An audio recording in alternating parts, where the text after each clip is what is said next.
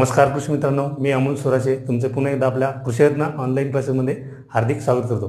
तर आजचे lecture series सुरू आहे ती म्हणजे प्लान बिडिंग। आतापर्यंत आपण 8 लेक्चर डिस्कस केले आहे आणि मागच्या लेक्चरमध्ये आपण प्युअर लाईन सिलेक्शनची बिडिंगची मेथड आहे त्याबद्दल आपण डिस्कस केलं होतं। आपले आजचं लेक्चर जे आहे ते आपण बघणार आहे पेडिग्री बिडिंग मेथडबद्दल। Okay, now we will start the pedigree method. आता पेडिग्री मेथड बघण्याच्या अगोदर मी तुम्हाला जो एक या ठिकाणी एक पॉईंट सांगेल त्यावरती बऱ्याचदा क्वेश्चन विचारला जाऊ शकतो, जे की म्हणजे सेग्रिगेटिंग जनरेशन जे असतात तर त्या सेग्रिगेटिंग जनरेशन हँडल करण्यासाठी ब्रीडिंगमध्ये कोणकोणत्या मेथड यूज होतात। Segregating, how to handle the segregating generations.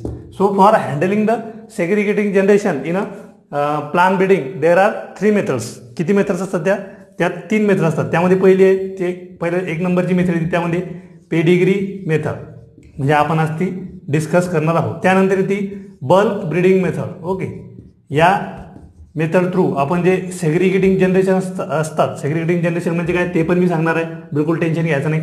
त्यानंतर बल्क ब्रीडिंग मेथड थ्रू आपण सुद्धा काय करू शकतो, सेग्रिगेटिंग जनरेशन हँडल करू शकतो। त्यानंतर बॅक क्रॉस मेथड। जर तुम्हाला परीक्षेमध्ये क्वेश्चन आला की in breeding which are the methods for use for handling the segregating generation, so there are 3 methods. First one is the pedigree breeding method, then bulk breeding method, and last one is the back cross method. आता यामध्ये एक modification सुद्धा आहे, तर modification कोणतं आहे ते म्हणजे सिंगल सीड डिसेंट मेथड। पण प्युअरली 3 मेथड जे असतात त्या 3 मेथड कोणत्या आहे, पेडिग्री, बल्क आणि बॅक क्रॉस मेथड। या 3 प्रकारच्या मेथड आपण जे सेग्रिगेटिंग जनरेशन असतात तर सेग्रिगेटिंग जनरेशन हँडल करण्यासाठी यूज करतो। आता सेग्रिगेटिंग जनरेशन म्हणजे काय ते आपण पाहू। ओके, आता सेग्रिगेटिंग जनरेशन म्हणजे काय, सेग्रिगेशन म्हणजे काय, सेपरेशन। जसे की according to the Mendel's law of segregation तुम्हाला माहिती आहे की प्रत्येक गोष्ट जे हेटेरोझायगस कंडिशन असते त्यामध्ये सेग्रिगेशन होताना 2 प्रकारचे जीन तयार होतात। ओके, आता सेग्रिगेटिंग जनरेशन म्हणजे काय त्याबद्दल आपण पाहू। Okay, segregating generations. आता सेग्रिगेशन म्हणजे काय हो, तर सेपरेशन होणं, त्याला म्हणतो आपण सेग्रिगेशन। आता सेपरेशन कशामध्ये होऊ शकतं, जीनमध्ये सेपरेशन होईल। ओके, आपल्याला माहिती आहे की जीनमध्ये नॉर्मल कंडिशनला किती असतात, 2 अलील असतात, पण 2 पेक्षा जास्त असले आपण त्याला काय म्हणतो, मल्टिपल अलील्स। ओके, मला नॉर्मल कंडिशनला किती, 2 alleles. Okay, segregation is happen in a gene, पण ते कोणत्या जीनमध्ये असतं की आपल्याला जर माहिती असेल, आपण जर लॉ ऑफ सेग्रिगेशन बघितला असेल, Mendel's according to Mendel's law of segregation, so जे हेटेरोझायगस कंडिशन असतं त्या हेटेरोझायगस कंडिशनमध्ये आपल्याला सेपरेशन पाहायला मिळते। जसे की कॅपिटल टी स्मॉल टी असन, कॅपिटल ए स्मॉल ए असन, कॅपिटल बी स्मॉल बी असन। ज्यावेळेस याचे जेव्हा सेग्रिगेशन होते त्यापासून काय बनते, मग हे सेपरेट होतात, कॅपिटल बी अशा प्रकारचं आपल्याला बऱ्याच प्रकारचे जीन त्यापासून मिळतात। तर सेग्रिगेशन म्हणजे काय की सेपरेशन होणं, 2 जीनचं सेपरेशन होणं। ओके, आणि ते सेग्रिगेशन कशामध्ये होते की हेटेरोझायगस जीन जे असतात, हेटेरोझायगस कंडिशन जे असते त्या हेटेरोझायगस कंडिशनमध्ये आपल्याला सेपरेशन पाहायला मिळते। आता हेटेरोझायगस कंडिशन कशी तयार होईल, मग हायब्रिडायझेशन आपण ज्यावेळेस करू, 2 जेनेटिकली डिसिमिलर प्लांट जे असतील तर 2 जेनेटिकली डिसिमिलर प्लांटमध्ये जेव्हा आपण क्रॉसिंग करू त्यावेळेसच काय होईल, हेटेरोझायगस कंडिशन तयार होईल। Heterozygous condition is only came when we cross 2 genetically dissimilar plant. म्हणजे यासाठी हेटेरोझायगस कंडिशन येण्यासाठी जेनेटिकली डिसिमिलर प्लांटचं ज्यावेळेस आपण क्रॉसिंग करू त्यावेळेसच काय होईल, हेटेरोझायगस कंडिशन तयार होईल आणि जीनचं त्या ठिकाणी सेपरेशन होईल। ओके, एवढं लक्षात ठेवायचं। सेग्रिगेटिंग जनरेशन म्हणजे त्यात सेग्रिगेटिंग जनरेशन सुद्धा सांगणार आहे मी। पहिलं लक्षात ठेवा की सेग्रिगेशन म्हणजे काय, सेपरेशन होणं। सेपरेशन कशामध्ये होईल, जे हेटेरोझायगस जीन असतील, सजामची असेल capital T small T, capital A small A, capital B small B, या कंडिशनमध्ये काय होईल, यांचं सेग्रिगेशन होईल, म्हणजे हे सेपरेट होतील। त्यानंतर हेटेरोझायगस कंडिशन ज्यावेळेसच तयार होईल त्यावेळेस 2 जेनेटिकली डिसिमिलर प्लांट्स आपण क्रॉस करू त्यावेळेसच काय होईल, हेटेरोझायगस कंडिशन तयार होईल। ओके, इथपर्यंत समजलं। आता सेग्रिगेटिंग जनरेशन्स म्हणजे काय ते पहा। आता समजा 2 व्हरायटीज आहेत। ओके, ए आणि बी नावाच्या 2 व्हरायटी आहे आणि त्या दोघी व्हरायटी कशा आहे, जेनेटिकली डिसिमिलर आहे। ए आणि बी नावाच्या 2 व्हरायटी आहे आणि त्या कशा आहे, ए नावाची व्हरायटी आहे आणि ही बी नावाची व्हरायटी आहे। ओके, आपण जर यांना क्रॉस केला, आता एचं जेनेटिक स्ट्रक्चर वेगळं आहे, बीचं जेनेटिक स्ट्रक्चर वेगळं आहे आणि दोघांचा आपण क्रॉस केला त्यावेळेस आपल्याला काय मिळेल, F1। आता याला काय म्हणतो आपण, फर्स्ट जनरेशन। त्याला म्हणतो आपण फर्स्ट जनरेशन. सेग्रिगेटिंग जनरेशन पाहता आपण. सेग्रिगेटिंग जनरेशन म्हणजे काय असतं, बिलकुल कन्फ्यूज व्हायचं नाही, लक्ष देऊन ऐकायचं. आणि लेक्चर ऐकत असताना बिलकुल वही आणि पेन सोबत असू द्यायचं. आणि मी जे जे बोर्डवर राईट करतो ते आपल्या वहीवर आणि वहीवर पेनाने लिहून पाहायचं, म्हणजे तुम्हाला समजायला ते सोपं जाते. ओके. सेग्रिगेटिंग जनरेशन आपण पाहतोय. सेग्रिगेटिंग जनरेशन केव्हा तयार होतील, ज्यावेळेस हेटेरोझायगस कंडिशन तयार होईल. हेटेरोझायगस कंडिशन केव्हा तयार होईल, ज्यावेळेस दोन जेनेटिकली डिसिमिलर प्लांट ज्यावेळेस क्रॉसिंग होईल त्यावेळेस काय होईल, हेटेरोझायगस कंडिशन तयार होईल आणि त्या दोन जीनचं सेग्रिगेशन होईल होतं. ओके. आता इथं ए व्हरायटी आहे आणि बी व्हरायटी आहे, दोघीचं जेनेटिक स्ट्रक्चर वेगवेगळं आहे. आपण दोघांमध्ये क्रॉस केला तर या ठिकाणी F1 मिळाला. आता या फर्स्ट जनरेशनमध्ये या F1 हायब्रिडमध्ये 50% जे जीन आहे ते ए पासून भेटले आणि उरलेले 50% is come from B plant. Okay. एवढं लक्षात ठेवायचं. काय झालं, ज्यावेळेस आपण ए आणि बीचं क्रॉसिंग केलं त्यावेळेस 50% जीन ए पासून मिळाले आणि 50% हे बी पासून मिळाले आणि हा F1 झाला. ओके. ज्यावेळेस आपण या F1चं सेल्फिंग करू, ओके, इथं होईल आता सेग्रिगेशन स्टार्ट. ज्यावेळेस आपण F1चं सेल्फिंग करू किंवा सेल्फ पॉलिनेशन करू त्यावेळेस काय मिळेल आपल्याला F2. ओके. F2. आता इथूनपासून सेग्रिगेशन स्टार्ट होते. इथपर्यंत सेग्रिगेशन होत नाही. आता इथे जे F1 मिळाले असतील तर 50% जीन एकाकडे जातील, 50% जीन एकाकडे जातील. ओके. तर segregation is start from here, from F1 to जे काही पुढचे जनरेशन असेल त्या पुढच्या जनरेशनपासून या ठिकाणी सेग्रिगेशन स्टार्ट होते. ओके. आता पुन्हा आपण F2चं सेल्फिंग करू, आपल्याला F3 मिळेल. पुन्हा F3चं केलं F4 मिळेल. ह्या आहे आपल्या सेग्रिगेटिंग जनरेशन. यांनाच म्हणतो आपण सेग्रिगेटिंग जनरेशन्स. ओके. लक्षात आलं. सेग्रिगेटिंग जनरेशन यालाच म्हणतात. म्हणजे F1 पासून F2 मिळाला, F2 पासून F3 मिळाला, F3 पासून F4 मिळाला, यालाच म्हटलं जातं सेग्रिगेटिंग जनरेशन. आता काय होतं की आपण जसे या जनरेशन खाली वाढत जातील त्यावेळेस काय होईल की जी हिटेरोझायगोसिटी आहे त्या पर्टिक्युलर प्लांटची, त्या हिटेरोझायगोसिटी काय होत जाईल, कमी होत जाईल आणि होमोझायगोसिटी वाढत जाईल. ओके. होमोझायगोसिटी वाढत जाईल आणि एक कंडिशन अशी येईल की त्या ठिकाणी तो प्लांट जो आहे तो पूर्णपणे होमोझायगस आपल्याला दिसेल. पूर्णपणे त्याची हिटेरोझायगोसिटी नाहीशी होऊन जाईल आणि तो पूर्ण प्लांट कसा असेल, होमोझायगस आपल्याला पूर्णपणे दिसेल. म्हणजे सगळे प्लांट असतील ते कसे असतील, युनिफॉर्म असतील. ओके. तर अशा प्रकारच्या ज्या अशा प्रकारच्या जनरेशन टू जनरेशन तयार होऊन याला म्हणतो आपण सेग्रिगेटिंग जनरेशन. तर हे सेग्रिगेटिंग जनरेशन, अशा प्रकारचं सेग्रिगेटिंग जनरेशन हँडल करण्यासाठी आपल्याला 3 प्रकारच्या मेथड आपण यूज करतो. एक म्हणजे पेडिग्री बिडिंग मेथड, दुसरी बल्क बिडिंग मेथड आणि तिसरी बॅकक्रॉस मेथड. आणि एक मॉडिफिकेशन त्यामध्ये सिंगल सीड डिसेंट मेथड. म्हणजे मास सिलेक्शन थ्रू किंवा प्युअर लाईन सिलेक्शन थ्रू आपल्याला या सेग्रिगेटिंग जनरेशन हँडल करता येत नाही. ओके. एवढं लक्षात ठेवायचं. त्यानंतर आपण आता आपल्या जो मेन टॉपिक आहे म्हणजे कोणता, पेडिग्री, तर ते आपण बघू. आता पेडिग्री म्हणजे काय, बिलकुल question is on ask on the definition of the pedigree bidding methods. आता पेडिग्री म्हणजे काय, बिलकुल डेफिनेशन लक्षात असू त्याची की पेडिग्री म्हणजे की आपण जे जनरेशन असतील त्या जनरेशनचं एक रेकॉर्ड ठेवून, जसं की आपली फॅमिली असतील, जसं आपल्या फॅमिलीचा आपण वंशावळचं त्या ठिकाणी रेकॉर्ड ठेवतो. जसं की आपले बाबाचे बाबा, त्यानंतर त्यांचे आपले आजोबा, नंतर पंजोबा, अशा प्रकारचा आपण ज्यावेळी वंशावळ ठेवतो तशाच प्रकारे जनरेशन टू जनरेशनचा रेकॉर्ड ठेवणं यालाच म्हणतो आपण पेडिग्री. जसे की record of ancestry of and individual selected plant. Ancestry म्हणजे जे काही प्रोजेनियस वगैरे असेल ते प्रोजेनीला म्हणतो आपण ancestry, progeny. Okay. Ancestry of and individual selected plant, individual selected plant. Okay. त्याला म्हणतो आपण पेडिग्री बिडिंग मेथड. आता पेडिग्री म्हणजे काय, शॉर्टमध्ये सांगतो तुम्हाला. हे तर आपली सायंटिफिक डेफिनेशन ब्रीडिंगच्या भाषेत आपण अशा प्रकारचा क्वेश्चन तुम्हाला आस्क यूज करतो की इथं ब्लँक केल्याने इथे येईल की record of ancestry of an individual selected plants. तर त्याचा आन्सर राहील पेडिग्री बिडिंग मेथड. आता जनरल भाषेमध्ये सांगतो की रेकॉर्ड ऑफ ऑल जनरेशन्स म्हणजेच काय, pedigree, record of all generations, याला म्हणतो आपण पेडिग्री. आता पेडिग्री बिडिंग मेथड आपण सेल्फ पॉलिनेटेड स्पेसिसमध्ये जी नवीन व्हरायटी आहे ते नवीन व्हरायटी तयार करण्यासाठी वापरतो. Okay. Pedigree breeding method use in a self pollinated spaces.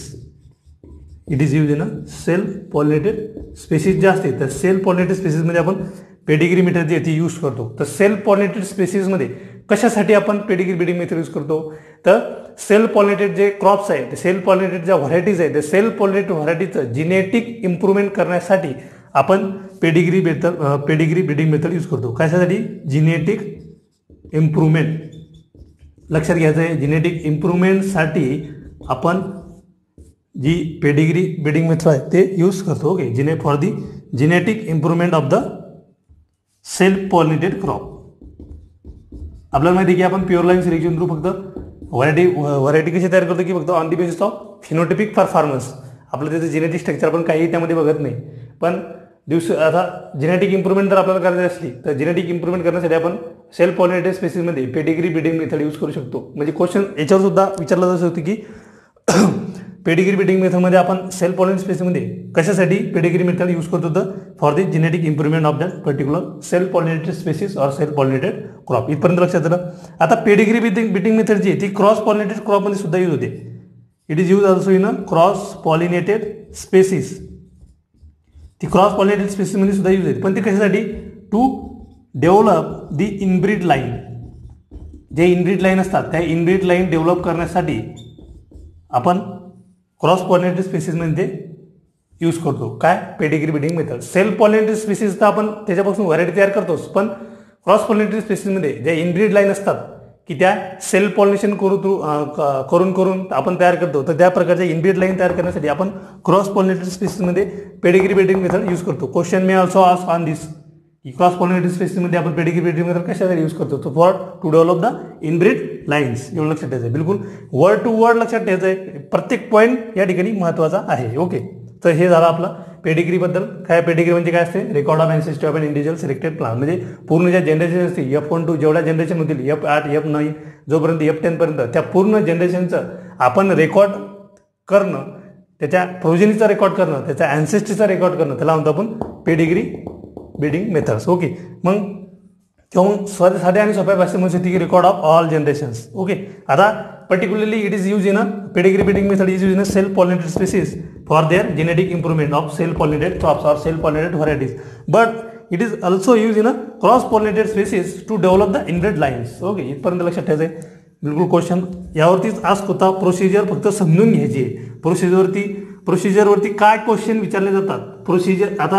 Procedure म्हणजे कसं असतं की प्रोसिजर नाही समजली तरी चालेल, पण जे मी ऑब्जेक्टिव्ह तुम्हाला प्रत्येक गोष्टीकडे फोकस करायला सांगेल ते प्रत्येक गोष्टीकडे तुम्ही फोकस करायचं आहे. प्रोसिजर समजून घ्यायची. समजली तर समजू द्या, नाही समजली तर पुन्हा एकदा आपण कमेंटमेंट टाका नाही समजली असेल तर. ओके, आता आपण बघू पेडिग्री ब्रीडिंग मेथड थ्रू आपण व्हरायटी कशा थ्रू व्हरायटी डेव्हलप करू शकतो. ओके, आता समजा पेडिग्री मेथड आपण यूज करतो. Basically it is use in a self pollinated. Okay, आता एक आपण क्रॉप घेतला राईस हा काय सेल्फ पॉलिनेटेड क्रॉप आहे. आता राईसच्या सेल्फ पॉलिनेटेड स्पीसीज आहे राईस. ओके, आणि आपल्याला याची करायची आहे जेनेटिक इम्प्रूव्हमेंट. आपल्याला माहिती आहे की सेल्फ पॉलिनेटेड स्पीसीजमध्ये आपण पेडिग्री ब्रीडिंग मेथड जेव्हा यूज करतो त्यावेळेस त्याची जेनेटिक इम्प्रूव्हमेंट आपल्याला करायची असते. ओके, आता राईसच्या 2 फेमस व्हरायटीज आहे. समजा एक ए व्हरायटी आहे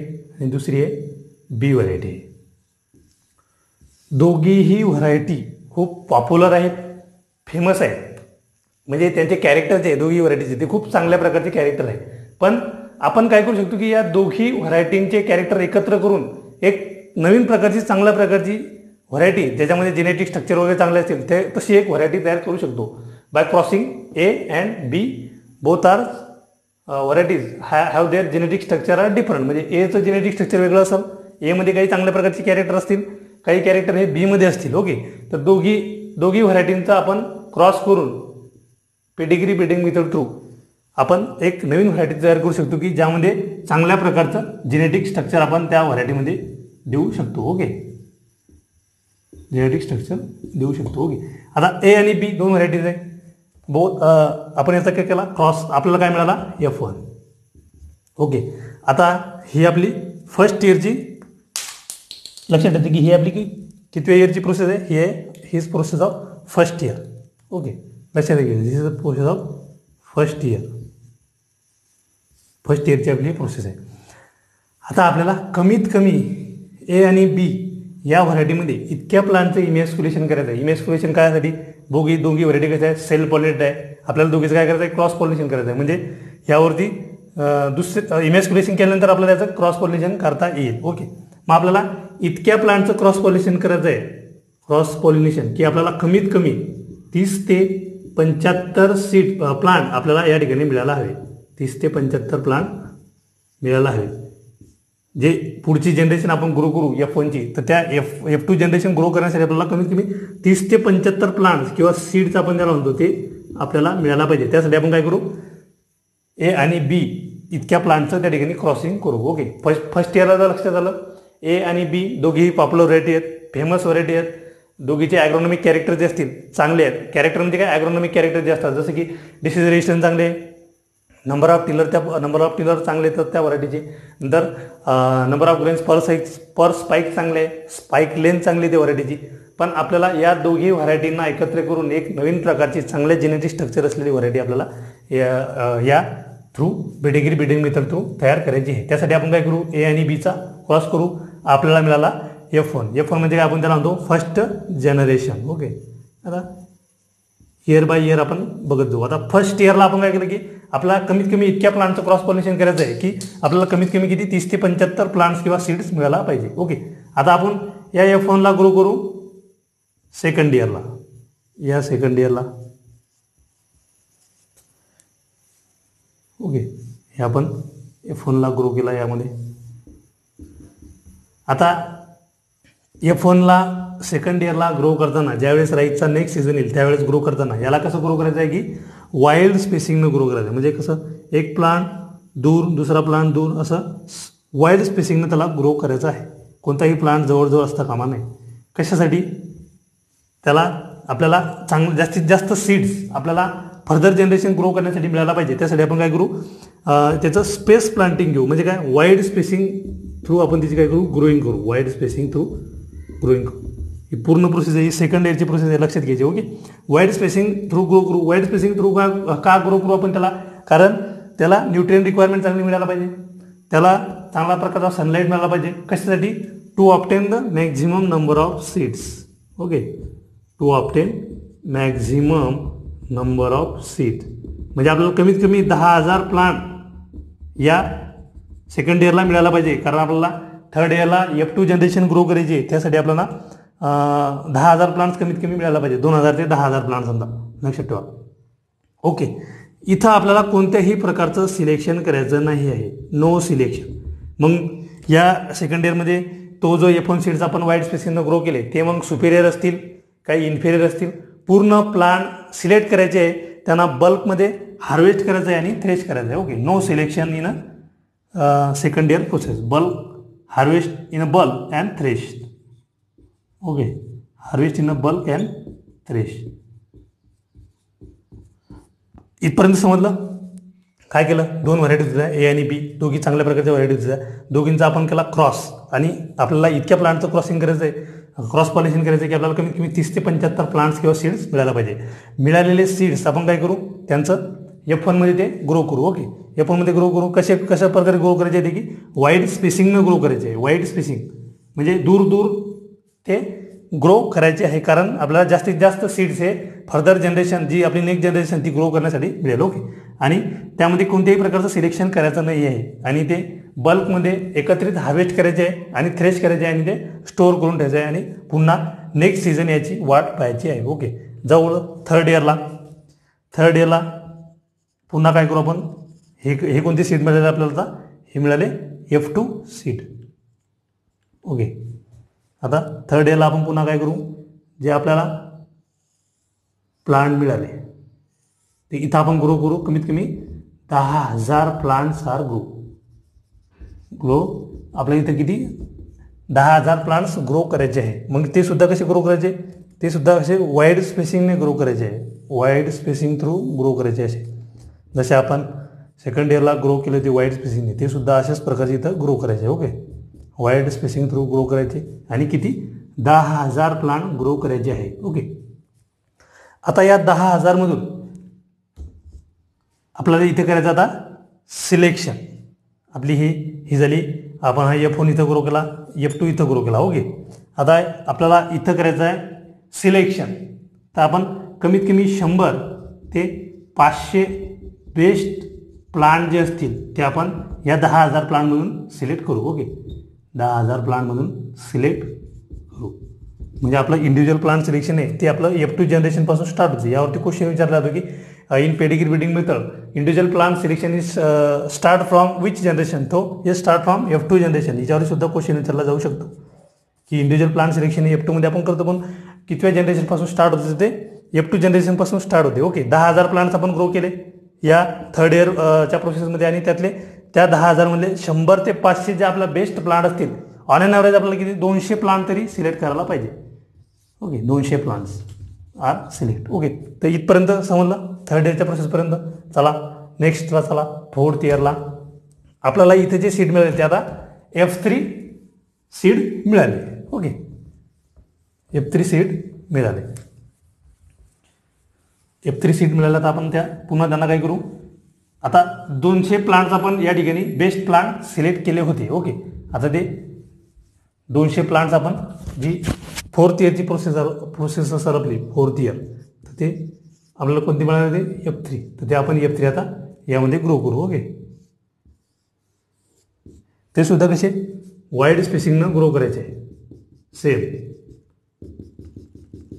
अशा प्रकारे वाईड स्पेसिंगनं ग्रो करायचे आहे. ओके, किती 200 रोज जे आपले 200 प्लांट आपण सिलेक्ट केले होते, तर आपल्याला 200 प्लांटमध्ये आपण 200 रो ग्रो करू शकतो. तो किती 200 rows are grow in a fourth year process. म्हणजे F3 जे आपल्याला 200 रो ग्रो करायचे आहे. ओके, तर या 200 रोमधून आपण कमीत कमी किती 100 बेस्ट प्लांट, म्हणजे 100 बेस्ट रो, 100 बेस्ट रो आपल्याला सिलेक्ट करायचं आहे. ओके, आणि या प्रत्येक रोमध्ये ज्या प्रत्येक 100 जे रो असतील त्या प्रत्येक 100 रोमध्ये in each row we have to select 3 to 5 best plant per row. म्हणजे प्रत्येक रोमध्ये आपल्याला समजा एक रो तर समजा एक 2 ते 3 मीटरमध्ये असतंच, तर त्या प्रत्येक रोमध्ये आपल्याला 3 ते 5 best plant per row select करायचे. म्हणजे एका रोमध्ये आपल्याला 3 ते 5 चांगल्या प्रकारच्या बेस्ट प्लांट ज्या सुपिरियर असतील, ज्यांचे कॅरेक्टर डिझायर कॅरेक्टर त्यामध्ये असेल, ज्यामध्ये आपल्याला जे डिझायर कॅरेक्टर आपल्याला त्या व्हरायटीमध्ये टाकायचे आहे, ते डिझायर कॅरेक्टर त्या व्हरायटीमध्ये त्या प्लांटमध्ये असतील, ते पूर्ण प्लांट आपण काय करू सिलेक्ट करू. In each row we have to select 3 to 5 best plant per row. म्हणजे आपल्याला काय करायचं, इथे काय करायचं की फॅमिली रो एस्टॅब्लिश करायचे आहे, म्हणून आपण काय करू याचं 3 ते 5 बेस्ट प्लांट सिलेक्ट करू. ओके, चला हे झालं आपलं F4 जनरेशन. चला नेक्स्टला या फिफ्थ इयरला या. ओके, पुन्हा काय फिफ्थ इयरला आपण त्यांना वाईल्ड स्पेसिंग थ्रू ग्रो करू. आपण किती 100 बेस्ट रो सिलेक्ट केले होते. इथं काय करणार आपण आता त्यातले जे केले होते ते 100 जे रो आहे ते इथं ग्रो करायचे. 100 best row are grow in a fifth year, आणि त्यातले आपल्याला सिलेक्ट करायचे अर्धे करत जायचे, बिलकुल टेन्शन घ्यायचं नाही. 200 रो चांगले होते, त्यातले 100 सिलेक्ट केले. 100 पुन्हा नेक्स्ट जनरेशनला ग्रो केले, त्यातले पुन्हा 50 सिलेक्ट करायचे. 50 superior row are selected. Superior row are selected, त्यातले 50 सुपिरियर जे रो असतील ते सिलेक्ट करायचे आहे. ओके, आणि पुन्हा जसं आपण की या रो 100 बेस्ट रोमध्ये 3 ते 5 बेस्ट प्लांट रो जे होते ते सिलेक्ट केले होते, ते सुद्धा इथं तसंच करायचं आहे की यामध्ये इन इच जे 50 रो असतील त्या 50 रोमध्ये प्रत्येक रोमध्ये 3 ते 5 बेस्ट रो सिलेक्ट करायचे. 3 ते 5 बेस्ट रो सिलेक्ट करायचे आहे. ओके, म्हणजे एका प्लांटपासून आपल्याला कमीत कमी 3 रो तयार करता आले. जसे की आपण इथं बघू शकतो की एका प्लांटपासून आपण समजा हा प्लांट आपण सिलेक्ट केला होता, त्याचे आपण 3 रो या ठिकाणी सिलेक्ट केले. ओके, हा प्लांट लक्षात घ्या की याचे 3 अशा प्रकारचे 3 रो. ओके, एवढं लक्षात घ्यायचं. किती 100 आपण ग्रो केले होते, त्यातले 50 सुपिरियर आपण सिलेक्ट केले. ओके, आणि त्यातले 3 ते 5 बेस्ट रो सिलेक्ट केले. कशासाठी to establish the family row. इथपर्यंत समजलं फिफ्थ इयरपर्यंत.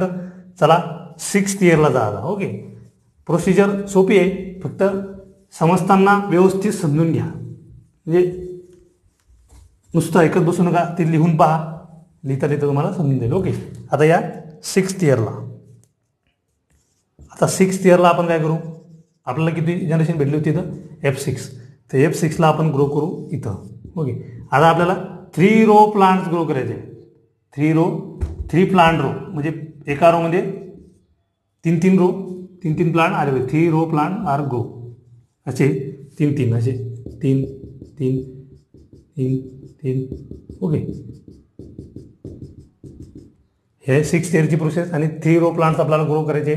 आणि आता आपल्याला यामध्ये चेक करायचं आहे की आपल्याला कोणत्या रोमध्ये, कोणत्या 3 रोमध्ये सेग्रिगेशन दिसते आहे. समजा आपल्याला जर यामध्ये व्हेरिएशन दिसते. ओके, यामध्ये काय आहे की व्हेरिएशन कसं दिसते की पूर्ण प्लांट जे ते युनिफॉर्म नाही आहे. व्हेरिएशन म्हणजे काय, पूर्ण एकसारखे न दिसणं. जसं की यामध्ये काय आहे की एक प्लांट थोडा हायटेड आहे, थोडा कमी आहे, एकाची स्पाइक लेंथ चांगली थोडी जास्त आहे, एकाची कमी आहे, म्हणजे या प्रकारचं व्हेरिएशन आपल्याला दिसते. ओके, यामध्ये आपल्याला सेग्रिगेशन दिसते. व्हेरिएशन म्हणजे काय, सेग्रिगेशन दिसणं, त्यामध्ये आपल्याला सेग्रिगेशन थोडं दिसतंय. यामध्ये काय आहे की सेग्रिगेशन दिसत नाही. ओके, याला मग इकडे सिलेक्ट करून घ्यायचे. यामध्ये सुद्धा सेग्रिगेशन दिसत नाही, मग याला सुद्धा इकडे हार्वेस्ट सिलेक्ट करून घ्यायचे. यामध्ये व्हेरिएशन दिसते, यावेळी व्हेरिएशन दिसते, यामध्ये व्हेरिएशन दिसते, यामध्ये व्हेरिएशन दिसते. मग यांना पुन्हा याचं काय करायचं, इंडिव्हिज्युअल प्लांट सिलेक्शन करायचं. ओके, यामध्ये जे चांगले असतील त्यांचं इंडिव्हिज्युअल प्लांट सिलेक्शन करायचं आणि त्यांना फर्दर नेक्स्ट जनरेशन ग्रो करण्यासाठी नेक्स्ट जनरेशनला पाठवायचं. फर्दर ग्रो टू नेक्स्ट जनरेशनसाठी आपल्याला पाठवायचं आहे. ओके, आणि जे आपल्याला ज्यामध्ये आपल्याला कोणत्याही प्रकारचं व्हेरिएशन दिसत नाही आहे त्यांना आपण ट्रायलसाठी पाठवू शकतो. ओके, त्यांना सेपरेटली हार्वेस्ट करून घ्यायचं आहे आणि थ्रेश करून घ्यायचे आहे. ज्यामध्ये व्हेरिएशन दिसत नाही त्यांना सेपरेटली हार्वेस्ट करायचे आणि थ्रेश करून घ्यायचे. ओके, तर हे झाले आपले F7, सॉरी हे F5 आले, हे F6. आता F6ला आपण करू इथं ग्रो.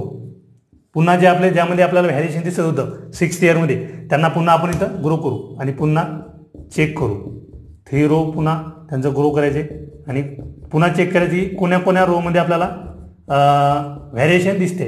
आता समजा ठीक आहे, यामध्ये व्हेरिएशन दिसत नाही, याला सुद्धा सिलेक्ट करून घ्यायचं. इकडे यामध्ये व्हेरिएशन दिसत नाही, याला सिलेक्ट करायचं. यामध्ये व्हेरिएशन दिसत नाही, याला सिलेक्ट करायचं.